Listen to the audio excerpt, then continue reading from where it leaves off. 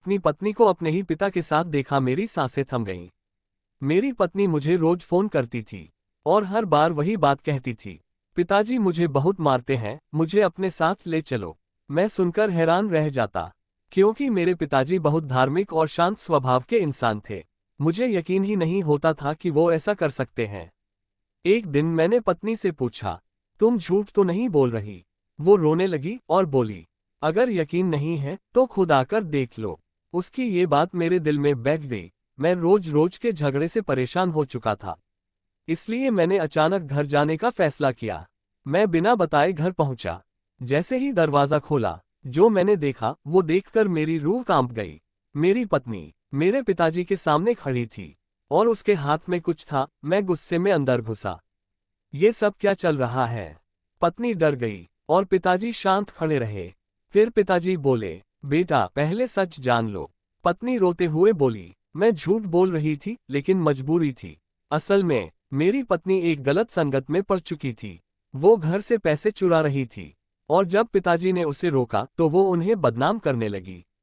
वो मुझे झूठ बोलकर पिताजी के खिलाफ करना चाहती थी। उस दिन के बाद घर का माहौल पूरी तरह बदल गया। मैं अंदर से टूट चुका था। एक तरफ पिता का विश्वास और दूसरी तरफ पत्नी का धोखा।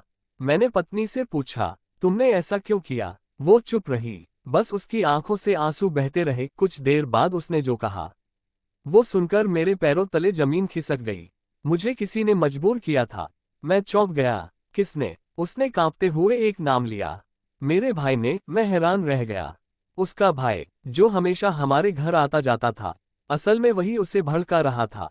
वो चाहता था कि किसी तरह हमारे परिवार में झगड़ा हो जाए और वो इस घर पर कब्जा कर सके।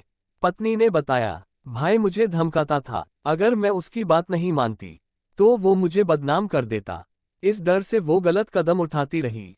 लेकिन आज सच सामने आ गया था। मैंने तुरंत उसके भाई को घर बुलाया। जैसे ही वो आया, पिताजी ने सख्त आवाज में कहा, अब सच बोलो। पहले तो वो मुकरता रहा, लेकिन जब सबूत सामने आए तो उसकी बोलती बंद हो गई। आखिरकार उसने सब कबूल कर लिया। मुझे इस घर की प्रॉपर्टी चाहिए थी, इसलिए मैंने अपनी ही बहन को इस्तेमाल किया। ये सुनकर मेरे अंदर गुस्सा भी था और दर्द भी। उस दिन हमने फैसला लिया, ऐसे रिश्ते से दूर रहना ही बेहतर है। पत्नी ने अपने किए की माफी मांगी और पिताजी ने उसे माफ कर दिया। कभी कभी सबसे बड़ा दुश्मन अपने ही रिश्तों के अंदर छुपा होता है। वीडियो पसंद आए तो लाइक करें और ऐसे ही रियल लाइफ स्टोरीज के लिए चैनल को सब्सक्राइब जरूर करें।